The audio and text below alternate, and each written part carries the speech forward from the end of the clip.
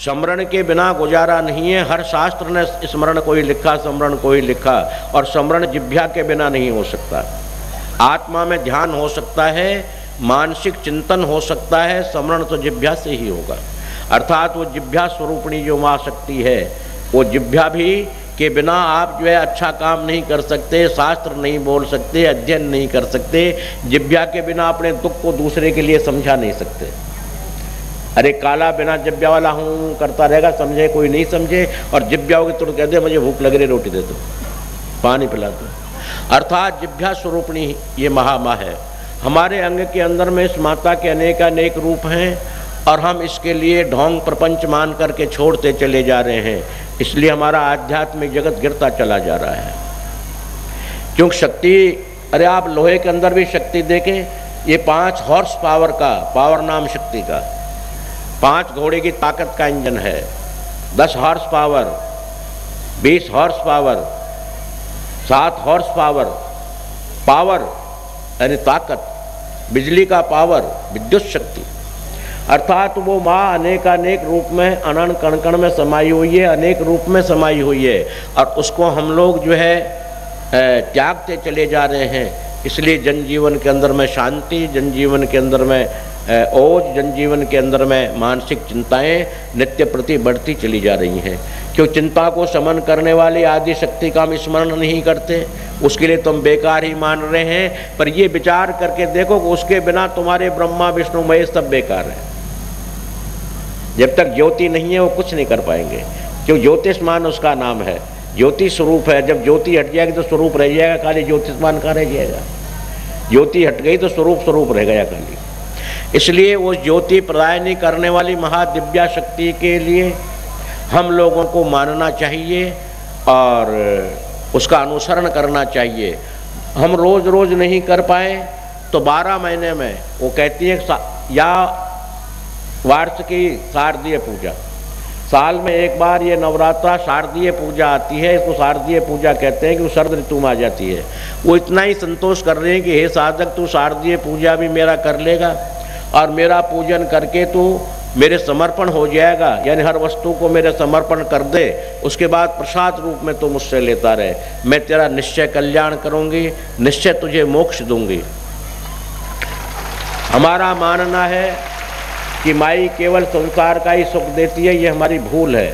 शास्त्रों को उठाकर देखेंगे आप तो उसमें लिखा है चतुर्विधि प्रदायनी। ऐसा ही आया शास्त्री जी। वो कहती है कि हे देवताओं, तुम मुझे साधारण मत मानो, मैं चतुर्विधि प्रदायनी हूँ। चतुर्विधि किम चतुर्विधि, धर्म अर्थ काम मोक्षान चतुर्विधि प्रदायनी। मैं चारों ही चीज़ें साधक को प्रदान करती हूँ। और अत्योशक्ति उन्होंने नहीं कहा ये, क्योंकि भगवान श्रीमन नारायण, भगवान श्रीहरि या ब्रह्म, उसकी सहयोगिनी शक्ति है। उसके बिना मोक्ष भी प्राप्त नहीं कर सकते, इसके बिना लक्ष्मी भी प्राप्त नहीं कर सकते, क्यों लक्ष्मी स्वरूपा तो खुद है। इसलिए कहते हैं चतुर्विधि प्रदायनी, मैं चारों प्रकार के वैभवों को, धर्म अर्थ काम और मोक्ष चतुर्विधि को प्रदान करने वाली हूँ। तो कहाँ तक उनका उपाख्यान किया जाए, कहाँ तक उनको बोला जाए, यही कह सकता हूँ कि वही आप लोगों ने नवरात्रा, शारदीय नवरात्रा, ये न के न प्रकार ने उस माँ भगवती का आपने संस्मरण किया। और अब की बार तो सच्चाई है कि हमें हरजीत सिंह बैठा होगा यहीं पर, हरजीत सिंह से हमने कहा कि आज अब तो हमें ऐसा लग रहा है इस साल कि माई इस आश्रम के जो है मानने वालों से, अनुष्ठान करने वालों से ही नहीं, मानने वालों से अब की बार ऐसा लग रहा है मुझे यहाँ पर कि वो बहुत प्रसन्न है। ऐसा कहा कि भाई हरजीत बैठा है, कहाँ ऐसा है। अब की बार मुझे ऐसा लग रहा है, हमेशा नहीं लगा। हमेशा मुझे कुछ न कुछ त्रुटियाँ लगती थी जब मैं कहता भाई फला गलती को सुधार लो। पर अब की बार तो माई ऐसा लग रहा है कि आश्रम में नृत्य कर रही है, आश्रम में भ्रमण कर रही है, आश्रम के अंदर रह रही है। ऐसा मैं अष्टम महागौरी वाले दिन कह चुका कि ऐसा मुझे जो है आभास नहीं, ऐसा मुझे प्रत्यक्ष नजर आया, आभास थोड़ी होता है। आभास और आइडिया तो साधारण व्यक्तियों को होता है, हमें तो प्रत्यक्ष होता है। बोलो ये आपके आनंद हो रहे हैं मेरे। तो महाशक्ति की उपासना हमें अवश्य करनी चाहिए मानव मात्र के लिए। ये कोई धर्म से अनुबंधित नहीं है, धर्म निरपेक्षक है। अर्थात शक्ति की उपासना तो कोई धर्म हो, बेधर्म हो या विधर्मी हो, चाहे राक्षस हो, चाहे देव हो, चाहे दानव हो, चाहे मानव हो, चाहे लाखों लाखों संप्रदाय हों, शक्ति की उपासना तो करनी ही पड़ेगी। क्योंकि शक्ति की उपासना के बिना हमारी मंजिल प्राप्त नहीं हो सकती, बिल्कुल नहीं हो सकती। माँ का ऐसा आदेश है, वो हो ही नहीं सकती, क्या करें। इसलिए हमें शक्ति की उपासना ये न कहने प्रकारेण करनी ही चाहिए और करनी ही पड़ेगी, दोनों ही बातें। महाकाली, महालक्ष्मी, महासरस्वती तीनों देवी प्रधान मानी जाती हैं। क्यों महाकाली को के नाम से हम लोग डरते हैं, पर रामकृष्ण परमहंस ने महाकाली की ही पूजा की और महाकाली की पूजा करते करते परमपद मोक्ष को प्राप्त हुए हो। रामकृष्ण परमहंस उन्होंने महाकाली की पूजा की। नाम महाकाली है, रूप को देखने में डरते, अरे महाकाली तो ऐसी होगी, परंतु महाकाली केवल देखने मात्र है। उनका हृदय जैसे नारियल के अंदर में सुंदर जल होता है, ऐसा स्तनपान कराने वाली है। जैसे उसके अंदर खोपा बहुत सुंदर होता है खाने के लिए, मधुर और मीठा, ऐसा माँ का रूप है महाकाली का। महाकाली अपने साधक के लिए हर प्रकार की रक्षा करती हुई मोक्ष प्रदान करती हैं। इस तरह महालक्ष्मी है। अगर केवल महालक्ष्मी का आप अनुसरण करेंगे तो मेरे प्रेमियों वो नरक भी ले जा सकती है, क्योंकि लक्ष्मी स्वतंत्र हैं, उलूक वाहिनी बन जाती हैं। जब ज़्यादा लक्ष्मी आने लगती है और लक्ष्मी की जब कृपा होने लगती है तो आदमी उल्लू बनने लग जाता है। ऐसा मैं कई बार कह चुका हूँ। उलूक वाहिनी है। क्यों उलूक वाहिनी का मतलब जब खुद आएगी तो उल्लू साथ में लाएगी, अरे अपने वाहन को कहाँ छोड़ देगी वो। उलूक वाहिनी बन करके आ जाएगी। और उलूक वाहिनी जब वो आएगी तो अकेली तो आती नहीं। जब साधारण से मेरे साधारण व्यक्ति में जीऊँ, दासानुदास हूँ मैं, यानी दासों का भी दास, दासस्य दास है, उनका भी दास हूँ, तब भी मेरे साथ 2-5 आगे पीछे चलते हैं। तो महालक्ष्मी जब आएगी तो उसके साथ में 2-5 तो होंगे ही होंगे उसके सेना नायक। वो 10 सेना नायक हैं, उन सेना नायक का नाम है बाजी। अब वो बाजी लेकर के आती हैं।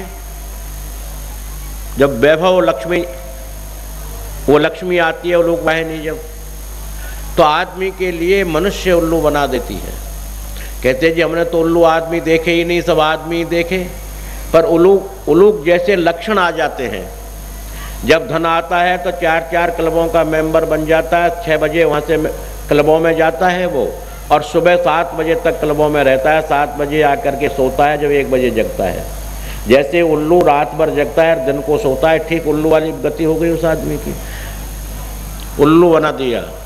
और उल्लू वाहिनी की जो सेना है बाजी, वो उसके साथ लग जाती हैं। बाजी 10 बाजी हैं, 11वीं बाजी शब्दकोश में नहीं बता सकते आप। शब्दकोश के अंदर में 10 बाजी से 11वीं बाजी का शब्दकोश के अंदर नहीं बता सकते। जुआ बाजी, पतंग बाजी, शराब बाजी, रंडी बाजी, कबूतर बाजी, मुकदमे बाजी, ये सब बाजी उस मनुष्य में आ जाती है स्वतः ही। क्यों, तो माँ रह रही है, जाएगी कहाँ। ये जितनी बाजियाँ सब उस आदमी के अंदर आ जाती हैं 10। उल्लू बना दिया, बाजी लग गई, लक्ष्मी जी को जाना ही जाना है। वो कहती है बेवकूफ़ तू बुरा काम कर रहा है, मैं कैसे जो है ठहरूंगी। तो आखिरी में जाते वक्त उसको एक विशेष नाम दे जाती है। उल्लू तो बनी गया, जाते बार उसको कह जाती है उल्लू का पट्ठा। अरे सब लोग कहेंगे कि उल्लू का पट्ठा था, इतना धन उसमें नहीं संभाला गया। तो उल्लू का पट्ठा नाम दे जाती है। और मेरे प्रेमियों, जो सहयोगिनी शक्ति अर्थात भगवान नारायण की प्रिया, जो भगवान नारायणी है, भगवान नारायण की प्रिया नारायणी है, अर्थात उनके पति के साथ अगर हम आवाहन करें तो वो लक्ष्मी कभी भी दुराचारणी नहीं हो सकती, कभी भी व्यभिचारणी नहीं हो सकती, कभी भी बुरे काम नहीं करा सकती। वो सदा ही अच्छे काम की ओर प्रेरणा देगी, सदा ही अच्छी बुद्धि की प्रेरणा देगी, सदा ही अच्छे कर्मों की ओर प्रेरणा देगी, बशर्ते सहयोगिनी शक्ति तो है, पर सहयोगी को साथ में स्मरण करने के। मेरा कहने का भाव है कि आप देवी की पूजा जरूर करें, पर देवी के साथ में देवी को संरक्षण करने वाले जो भगवान हैं, या उनके पति हैं, या उनके सहयोगी हैं, या उनकी आत्मविभूति है, जो भी कह सकते हैं किन नामों से, उनकी सेवा जरूर करें। उनकी सेवा के बिना केवल लक्ष्मी की सेवा से गुजारा नहीं होगा। मिलेगी तो बहुत लक्ष्मी। अरे ये कौन सा था, मैं तो नाम नहीं जानता, उसने 3 महीने के अंदर में 360 जो है मर्सिडीज गाड़ी खरीद ली थी और बड़ा भारी वैभव हो गया। उसके बाद में उल्लू का पट्टा वाली बात है कि 3.5 गज की कोठरी में बेचारे को बंद कर दिया गया जब तक पढ़ाई हुआ है मेरे ख्याल में। तो ऐसे भी लक्ष्मी कर जाती है, लात मार जाती है। इसलिए हमें भगवान श्रीमन नारायण के साथ ही नारायणी की उपासना करें। ये सतोगुणी देवी है। रजोगुणी देवी का आप करते हैं तो लक्ष्मी विष्णु का स्मरण करें, तामसी देवी करें तो महाकाली और शिव की उपासना करें, शिव शिवा की करें।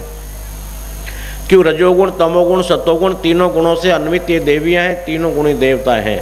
जैसा आपका मन है उसके साथ में करें, पर साथ में जरूर करें। हम सीधे देवी की स्तुति करने लगते हैं, उनके द्वारपाल भैरव, उनके द्वारपाल हनुमान जी महाराज का नाम ही नहीं लेते। द्वारपाल कैसे आपको प्रवेश कर जाने देंगे बताइए आप? अर्थात द्वारपालों को नमन करते हुए, सदगुरु को नमन करते हुए, और इष्ट जो माँ का भी परम इष्ट है, आराध्य है, पति है, उसका स्मरण करते हुए देवी की उपासना हम लोग करें। सद्य फल देगी, अति शीघ्र फल देगी। तो यही मैं कहकर के यहाँ समाप्त करूँगा, बोलता ही चला जाऊँगा, आदत है। मैं समाप्त कर रहा हूँ कि महाशक्ति की उपासना आप हमको करनी ही चाहिए। और आज ये निश्चित विजयदशमी को है कि माँ आप लोगों की विजय कामना के लिए अवश्य पधारी हैं। जबकि हम 3 दिन पहले कह चुके हैं कि माई अब के आश्रम में तो बड़ा आनंद कर रही है, चारों तरफ आश्रम में घूम रही है, मैं देख रहा हूँ आँखों से। पूछता हूँ तो कहते मत बोल। अरे क्यों नाराज है? मत बोल क्यों कहूँ मैं? कहते मैं खुश हूँ, इसलिए मैं प्रफुल्लित हूँ, मैं प्रसन्न हूँ, मैं सर्वानंददायिनी हूँ, ऐसा ही बोला मुझसे।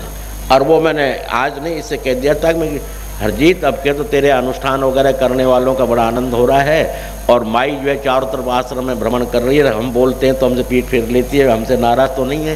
बोले नहीं, आनंददायिनी, मैं आनंद युक्त हो रही हूँ, इसलिए आनंद के अंदर तुम अभी मत बोल। तो कब बोलूँ? बोले तू विजयदशमी को बोलना, हमसे उस दिन आनंद कर देंगे। तो वही विजयदशमी के लिए आप जो है आशीर्वाद की कामना, विजय की कामना लेकर आए हुए हैं। मैं उस माँ भगवती से विजय कामना के लिए प्रार्थना तो करूँगा ही करूँगा, और उसकी अनुकंपा से आशीर्वाद भी प्रदान करूँगा। मैं अपने आप में तो कुछ कर नहीं सकता कि मैं तो हाड मांस मल मूत्र का शरीर हूँ, क्या कर पाऊँगा? पर उसी की शक्ति, वो महाशक्ति और शक्ति दाता, जिसका नाम आप कहते हैं सिद्धदाता। ऐसा प्रश्न मुझसे पूछा गया था कुछ दिन पहले, अभी भी 3 दिन पहले, सिद्धदाता का अर्थ क्या है? मैं कि जो सिद्धों को भी देने वाला है। हमारे गुरु सिद्ध, महासिद्ध पैदा हो चुके हैं। सिद्धों में ब्रह्मा विष्णु महेश भी नाथों में और सिद्धों में होते हैं। इनको भी देने वाला कोई और है। जो संत महंत और देवी दुर्गाएं सिद्धों को भी देने वाला, इनको भी देने वाला, इनसे परे कोई और है? ट्रांसफार्मर तो मान रहे, पर थर्मल पावर भी है।